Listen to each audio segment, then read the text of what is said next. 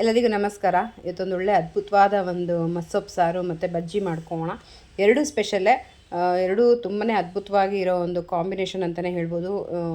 ಊಟ ಮಾಡ್ತಿದ್ರೆ ಇನ್ನೂ ಸ್ವಲ್ಪ ಜಾಸ್ತಿನೇ ಊಟ ಮಾಡ್ತಾಯಿದ್ದೀರಾ. ಈ ರೀತಿ ಮಾಡ್ಕೊಂಡು ತಿಂದರೆ ಮಿಸ್ ಮಾಡಿದೆ ವಿಡಿಯೋ ಪೂರ್ತಿ ನೋಡಿ. ಇದೇ ರೀತಿ ಮಾಡ್ಕೊಂಡು ತಿನ್ನಿ. ಈ ಚಳಿಗಾಲಕ್ಕೆ ಪರ್ಫೆಕ್ಟ್ ಕಾಂಬಿನೇಷನ್ ಅಂತಲೇ ಹೇಳ್ಬೋದು. ನಾನೊಂದು 2 ಪಾರ್ಟಲ್ಲಿ ಈ ರೀತಿ ಚಿಲ್ಕುರೆ ಸೊಪ್ಪು, ದಂಟು ಸೊಪ್ಪು ಮತ್ತು ಸಬ್ಬಕ್ಕಿ ಸೊಪ್ಪು ಎಲ್ಲ ಮಿಕ್ಸ್ ಮಾಡಿ ಹಾಕಿದ್ದೀನಿ. ತುಂಬ ಚೆನ್ನಾಗಿ ಬಂದಿದೆ ನೋಡಿ. ಎಷ್ಟು ಚೆನ್ನಾಗಿ ನೀವೇ ನೋಡ್ತಾ ಇದ್ದೀರಾ, ಎಷ್ಟು ಚೆನ್ನಾಗಿ ಬಂದಿದೆ. ನಾನು ಎಳೆಯದಾಗಿತ್ತು, ಈ ಟೈಮಲ್ಲಿ ತೊಗೊಂಡು ಈ ಸೊಪ್ಪು ಮಸಾರು ಮಾಡ್ತಾಯಿದ್ದೀನಿ. ನೆಕ್ಸ್ಟ್ ಲೆವೆಲ್ ಆಗಿರುತ್ತೆ. ಮಿಸ್ ಮಾಡಿದೆ ವಿಡಿಯೋ ಪೂರ್ತಿ ನೋಡಿ ಮಾಡ್ಕೊಳ್ಳಿ. ಒಂದು 3/4 ಲೀಟ್ರ್ ನೀರಷ್ಟು ಹಾಕ್ಕೊಂಡಿದ್ದೀನಿ. ಒಂದು 100 ಗ್ರಾಮಷ್ಟು ನಾನು ತೊಗರಿಬೇಳೆ ಬಳಸ್ಕೊಳ್ತಾ ಇದ್ದೀನಿ. ನಾವು 4 ಜನಕ್ಕೆ ಆಗೋಷ್ಟು ಮಾಡ್ತಾಯಿದ್ದೀನಿ.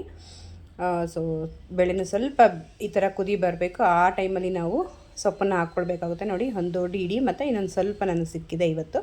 ಸೊ ಇಷ್ಟನ್ನು ಹಾಕಿ ನಾನು ಇವತ್ತು ಮಾಡ್ಕೊಳ್ತಾ ಇದ್ದೀನಿ. ತುಂಬಾ ಚೆನ್ನಾಗಿರುತ್ತೆ. ನಿಮಗೂ ಈ ರೀತಿ ಪಾಟಲ್ಲೇ ಇದ್ದರೆ ಈ ರೀತಿ ಮಾಡ್ಕೊಳ್ಳಿ, ಇಲ್ಲಾಂದರೆ ತೊಗೊಂಡು ಬಂದು ಸಹ ಮಾಡ್ಕೊಳ್ಬೋದು. ಖಾರಕ್ಕೆ ತಕ್ಕಷ್ಟು ಮೆಣಸಿನ್ಕಾಯಿ ಹಾಕೋಣ. ಒಣಗಿದ ಮೆಣಸಿನ್ಕಾಯಿ ಹಾಕ್ಕೊಳ್ಳಿ. ಮತ್ತು ಈರುಳ್ಳಿ ಮತ್ತು ಟೊಮೊಟೊ ಈ ರೀತಿ ಕಟ್ ಮಾಡಿ ಹಾಕ್ಕೊಳ್ಳಿ. ಮೀಡಿಯಮ್ ಸೈಜ್ ಈರುಳ್ಳಿ ಆದರೆ ಸಾಕಾಗುತ್ತೆ. ಟೊಮೊಟೊ ಒಂದು ಸ್ವಲ್ಪ ದೊಡ್ಡ ತೊಗೊಳ್ಳಿ. ಮತ್ತು ಬೆಳ್ಳುಳ್ಳಿ 1 ಗಡ್ಡೆ ತೊಗೊಂಡಿದ್ದೀನಿ. ಹಸಿಮೆಣ್ಸಿಕಾಯನ್ನು ನಾವು ಇಲ್ಲಿ ಬಳಸ್ಬೋದು. ಹಸಿಮೆಣ್ಸಿಕಾಯಿ ಇಷ್ಟ ಇಲ್ಲ ಅನ್ನೋರು ಈ ರೀತಿ ಒಣಗಿದ ಮೆಣಸಿನ್ಕಾಯನ್ನು ಸಹ ಹಾಕ್ಕೊಳ್ಬೋದು. ಉಪ್ಪನ್ನು ಸಹ ಇವಾಗಲೇ ಹಾಕೋಣ. ಮತ್ತು ಒಂದು 2 ಟೇಬಲ್ ಸ್ಪೂನಷ್ಟು ಎಣ್ಣೆನೂ ಸಹ ಹಾಕಿ ಕುಕ್ಕರ್ ವಿಸಿಲಿಗೆ ಇಟ್ಕೊಳ್ಬೇಕಾಗುತ್ತೆ. ಒಂದು 2 ವಿಸಿಲ್ ಇಟ್ಟರೆ ಪರ್ಫೆಕ್ಟಾಗಿ ಕರೆಕ್ಟಾಗಿ ಬೆಂದಿರುತ್ತೆ. ಬೇಳೆ ಜಾಸ್ತಿ ನುಣ್ಣಗೂ ಆಗಲ್ಲ, ಚೆನ್ನಾಗಿರುತ್ತೆ. ಈ ರೀತಿ 2 ವಿಸಿಲ್ ಬರಲಿ. ಇನ್ನು ಯಾರೆಲ್ಲ ನನ್ನ ಪೇಜ್ನ ಫಾಲೋ ಮಾಡಿಲ್ಲ, ಸಬ್ಸ್ಕ್ರೈಬ್ ಮಾಡಿಲ್ಲ, ಪ್ಲೀಸ್ ಫಾಲೋ ಆ್ಯಂಡ್ ಸಬ್ಸ್ಕ್ರೈಬ್ ಮಾಡಿ, ಸಪೋರ್ಟ್ ಮಾಡಿ. ಫ್ರೆಂಡ್ಸ್ ಆ್ಯಂಡ್ ಫ್ಯಾಮಿಲಿಗೂ ಸಹ ಶೇರ್ ಮಾಡ್ಕೊಳ್ಳಿ. 2 ವಿಸಿಲ್ ಆಗಿದೆ. 2 ವಿಸಿಲ್ ಆಗಿ ತಣ್ಣಗಾಗಿದೆ. ನೋಡೋಣ. ಈ ರೀತಿ ಮಸ್ಸೊಪ್ಪು ಸಾರು ಮಾಡ್ಕೊಳ್ಳೋದ್ರಿಂದ ತುಂಬ ರುಚಿ ಕೊಡುತ್ತೆ. ಜಾಸ್ತಿ ಬೇಯಿಸ್ಕೊಳ್ಬಾರ್ದು. 2 ವಿಸಿಲ್ ಅದಕ್ಕೆ ಕರೆಕ್ಟಾಗಿ ಬರುತ್ತೆ ನೋಡಿ. ನಾನು ಫಸ್ಟ್ ಟೈಮ್ ಮೆಣಸಿನ್ಕಾಯಿ, ಟೊಮೊಟೊ, ಈರುಳ್ಳಿ ಇದೆಲ್ಲ ಹಾಕಿ ರುಬ್ಬಿಟ್ಕೊಂಡಿದ್ದೀನಿ. ಅದರಲ್ಲೇ ಬೆಂದಿರೋದನ್ನ ಇವಾಗ ಲಾಸ್ಟಲ್ಲಿ ಸೊಪ್ಪು ಹಾಕ್ಕೊಳ್ತಾ ಇದ್ದೀನಿ. ಯಾಕೆಂದರೆ ಸೊಪ್ಪು ಜಾಸ್ತಿ ನುಣ್ಣಗಾಗಬಾರ್ದು.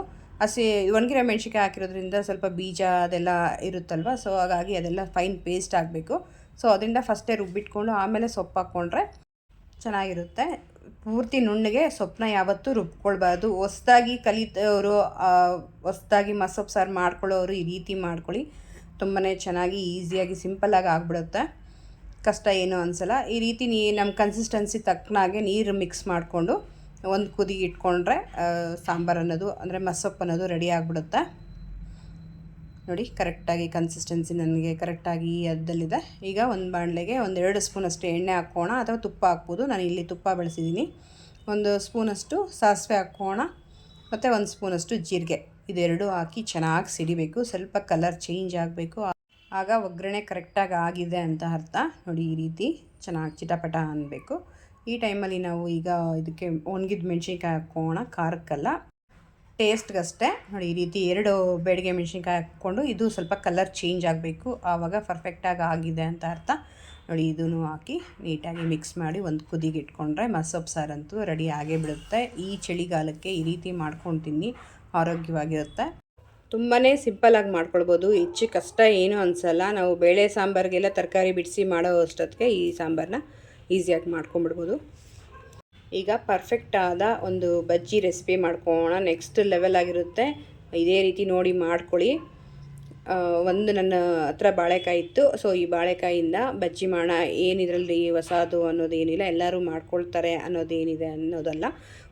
ಒಂದು ಸಲ ಈ ರೀತಿ ಮಾಡ್ಕೊಂಡು ನೋಡಿ, ನಿಮಗೆ ಗೊತ್ತಾಗುತ್ತೆ ಇದರ ಟೇಸ್ಟು, ಇದರ ಅನುಭವ, ಇದರ ಫೀಲಿಂಗು ತಿನ್ನೋವಾಗ ಅಷ್ಟು ಅದ್ಭುತವಾಗಿರುತ್ತೆ. ಮಳೆ ಬರಬೇಕು ಅನ್ನೋದೇನೂ ಇಲ್ಲ. ಈ ರೀತಿ ನಾವು ಸೊಪ್ಪು ಸಾರು ಮಾಡ್ಕೊಂಡು ಅಥವಾ ಬೇಳೆ ಸಾರು ಮಾಡಿದಾಗ ಈ ರೀತಿ ಖಂಡಿತವಾಗ್ಲೂ ಒಂದು ರೀತಿ ಬಜ್ಜಿ ಮಾಡ್ಕೊಳ್ಳಿ. ತುಂಬ ಚೆನ್ನಾಗಿರುತ್ತೆ. ನಾವು ಬಜ್ಜಿ ಮೆಣಸಿನ್ಕಾಯಲ್ಲಿ, ಹೀರೆಕಾಯಲ್ಲಿ ಈ ರೀತಿ ಹಲವಾರು ಕಾಯಲ್ಲಿ ಮಾಡ್ಕೊಳ್ತೀವಿ. ಒಂದು ಸಲ ಈ ರೀತಿ ಬಾಳೆಕಾಯಲ್ಲಿ ಮಾಡ್ಕೊಂಡು ತಿಂದರೆ ಆರೋಗ್ಯಕ್ಕೂ ಒಳ್ಳೆಯದು, ತುಂಬ ಚೆನ್ನಾಗಿರುತ್ತೆ.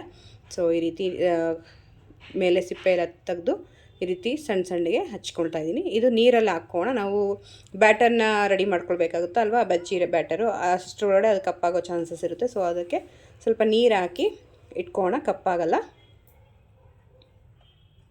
ಈ ರೀತಿ ನೀರು ಹಾಕಿಟ್ಟು ನಾವೀಗ ಬಜ್ಜಿ ಬ್ಯಾಟರ್ನ ರೆಡಿ ಮಾಡ್ಕೋಣ. ನಾವಿಲ್ಲಿ ಬಜ್ಜಿ ಮಾಡಬೇಕಂದ್ರೆ ಒಳ್ಳೆ ಕ್ವಾಲಿಟಿ ಬಜ್ಜಿ ಹಿಟ್ಟೆ ತೊಗೊಳ್ಬೇಕಾಗುತ್ತೆ, ಅಂದರೆ ಕಡಲೆ ಹಿಟ್ಟು ತೊಗೊಳ್ಬೇಕಾಗುತ್ತೆ. ಸೊ ನಾನಿಲ್ಲಿ ಆಶೀರ್ವಾದ ಕಡಲೆ ಹಿಟ್ಟು 200 ಗ್ರಾಮ್ ಇದೆ.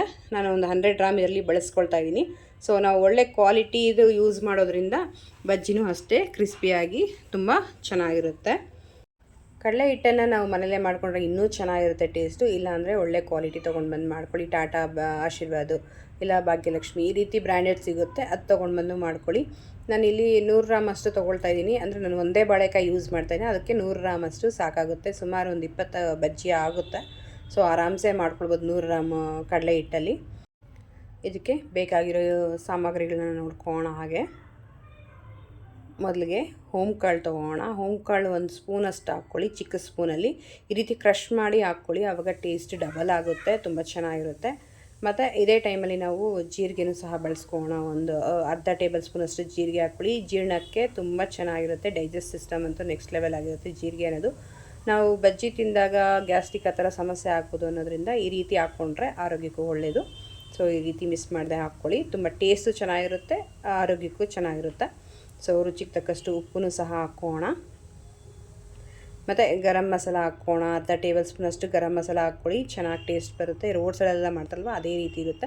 ಖಾರಕ್ಕೆ ತಕ್ಕಷ್ಟು ಚಿಲ್ಲಿ ಪೌಡ್ರನ್ನ ಬಳಸ್ಕೊಳ್ಳೋಣ. ಮತ್ತು ಸೋಡಾ, 1 ಚಿಟಿಕೆ ಸೋಡಾ ಹಾಕ್ಕೊಳ್ಳಿ. ಸೋಡಾ ಇಲ್ಲದೆ ಮಾಡ್ಕೊಳ್ಬೋದು, ಬಟ್ ಅಷ್ಟು ಟೇಸ್ಟು, ಅಷ್ಟು ಕ್ರಿಸ್ಪಿನೆಸ್ಸು, ಅಷ್ಟು ಬಾಯಲ್ಲಿಟ್ಟರೆ ಕರಗೋ ಅಂಥ ಲೆವೆಲಲ್ಲಿ ಚೆನ್ನಾಗಿರಲ್ಲ. ಸೊ 1 ಚಿಟಿಕೆ ಹಾಕ್ಕೊಂಡ್ರೆ ಏನೂ ಆಗೋಲ್ಲ. ಯಾವಾಗಲೂ ಒಂದು ಸಲ ನಾವು ತಿನ್ನೋದು, ದಿನ ತಿನ್ನೋದು ಇಲ್ವಲ್ಲ. ಸೊ ಹಾಗಾಗಿ 1 ಚಿಟಿಕೆ ಸೋಡಾನೂ ಸಹ ಹಾಕ್ಕೊಂಡು ಈ ರೀತಿ ನೀಟಾಗಿ ಮಿಕ್ಸ್ ಮಾಡ್ಕೊಳ್ಳಿ. ಈ ಬ್ಯಾಟರ್ನ ಮಿಕ್ಸ್ ಮಾಡೋದು ಪ್ರೋಸೆಸ್ಸೇ ತುಂಬ ಇಂಪಾರ್ಟೆಂಟ್ ಆಗಿರೋದು. ಅಂದರೆ ಗಟ್ಟಿನೂ ಇರಬಾರ್ದು, ತೆಳುವಾಗಿ ಇರಬಾರ್ದು. ಕನ್ಸಿಸ್ಟೆನ್ಸಿ ತೋರಿಸ್ತೀನಿ, ಆ ಹದದಲ್ಲಿ ನೀವು ಮಾಡ್ಕೊಳ್ಳಿ. ಇದು ಗಟ್ಟಿ ಅನಿಸ್ತಾ ಇದೆ ನೋಡಿ, ಇದು ಈ ರೀತಿ ಇರಬಾರ್ದು. ಇನ್ನೂ ಸ್ವಲ್ಪ ನೀರು ಹಾಕ್ಕೊಳ್ಬೇಕಾಗುತ್ತೆ. ನೀಟಾಗಿ ಮಿಕ್ಸ್ ಮಾಡಿ, ಲಂಪ್ಸ್ ಎಲ್ಲ ಇಲ್ಲದೆ ನೀಟಾಗಿ ಮಿಕ್ಸ್ ಮಾಡಿಕೊಂಡು ಇವಾಗ ಇನ್ನೂ ಒಂದು ಸ್ವಲ್ಪ ನೀರು ಹಾಕ್ಕೋಣ. ಈ ರೀತಿ ಸ್ವಲ್ಪ ಸ್ವಲ್ಪ ಹಾಕ್ಕೊಂಡು ನೀರು ಮಿಕ್ಸ್ ಮಾಡ್ಕೊಳ್ಳಿ. ಆವಾಗ ನಿಮಗೆ ಗೊತ್ತಾಗುತ್ತೆ ನೀಟಾಗಿ ಬಜ್ಜಿ ಅದಕ್ಕೆ ಯಾವ ರೀತಿ ಇರಬೇಕು ಅಂತ. ಸೊ ಕನ್ಸಿಸ್ಟೆನ್ಸಿ ಗಟ್ಟಿ ಮಾತ್ರ ಇರಬಾರ್ದು, ಗಟ್ಟಿ ಇದ್ದರೆ ದಪ್ಪ ಬರುತ್ತೆ, ಒಡೆ ಎಲ್ಲ ಬೇಯಲ್ಲ, ತಿನ್ನೋವಾಗೂ ಬರೀ ಕಡಲೆ ಹಿಟ್ಟು ಅನಿಸುತ್ತೆ. ಸೊ ಆ ರೀತಿ ಇರಲೇಬಾರ್ದು. ಒಂದು ಸಲ ಈ ರೀತಿ ಮಾಡ್ಕೊಂಡು ತಿನ್ನಿ, 4-5 ತಿನ್ನೋರು ನಿಜವಾಗ್ಲೂ 10-15 ತಿನ್ನೋದಂತೂ ಗ್ಯಾರಂಟಿ. ಈ ರೀತಿ ಮಾಡಿಕೊಡಿ ಒಮ್ಮೆ. ನೋಡಿ ಈ ಕನ್ಸಿಸ್ಟೆನ್ಸಲ್ಲಿ ಜಾರಬೇಕು. ಈ ರೀತಿ ತೆಗೆದ್ರೆ ನಾವು ನೋಡಿ ಈ ರೀತಿ ಜಾರಬೇಕು. ಆ ರೀತಿ ಜಾರಿದ್ರೆ ಕರೆಕ್ಟಾಗಿ ಆಗಿದೆ ಅಂತ ಅರ್ಥ. ನೋಡಿ ಪರ್ಫೆಕ್ಟಾದ ಕನ್ಸಿಸ್ಟೆನ್ಸಿಲಿ ನಾವು ಮಿಕ್ಸ್ ಮಾಡಿ ಇಟ್ಕೊಂಡಿದ್ವಿ. ಸೊ ಈಗ ನಾವು ಒಂದು ಬಜ್ಜಿನೂ ಹಾಕಿ ನೋಡೋಣ, ಅಂದರೆ ಬಾಳೆಕಾಯಿ ಒಂದು ಹಾಕಿ ನೋಡೋಣ. ಈಗ ನೋಡಿ ಯಾವ ಥರ ಬರುತ್ತೆ ಅಂತ. ಸೊ ಈ ರೀತಿ ನಾವು ತೆಗೆದ್ರೆ ಡಿಪ್ ಮಾಡಿ ಈ ರೀತಿ ನೀಟಾಗಿ ಜಾರೋಗಬೇಕೆಲ್ಲ. ಜಾರೋಗಿ 1 ಎಳೆ ಅಥವಾ 2 ಎಳೆ ಮಾತ್ರ ಅಂಟ್ಕೊಂಡಿರಬೇಕು. ಆವಾಗ ಮಾತ್ರ ಪರ್ಫೆಕ್ಟಾದ ಬಜ್ಜಿ ಅನ್ನೋದು ನಮಗೆ ಕರೆಕ್ಟಾಗಿ ಇರುತ್ತೆ ಅಂತ ಅರ್ಥ. ಸೊ ಎಣ್ಣೆ ಚೆನ್ನಾಗಿ ಬಿಸಿ ಆದಮೇಲೆ ಹಾಕ್ಕೊಳ್ಳಿ. ಎಣ್ಣೆ ಬಿಸಿ ಆದಮೇಲೆ ಮೀಡಿಯಮ್ಮೆಲ್ಲ ಇಟ್ಕೊಂಡು ನಾವು ಇದನ್ನ ಬೇಯಿಸ್ಕೊಳ್ಬೇಕು. ತೀರಾ ಹೈ ಫ್ಲೇಮಲ್ಲಿ ಇಟ್ಕೊಂಡು ಬೇಯಿಸ್ಕೊಳ್ಬಾರ್ದು, ಅಥವಾ ತೀರಾ ಲೋ ಫ್ಲೇಮಲ್ಲೂ ಸಹ ಬೇಯಿಸ್ಕೋಬಾರ್ದು.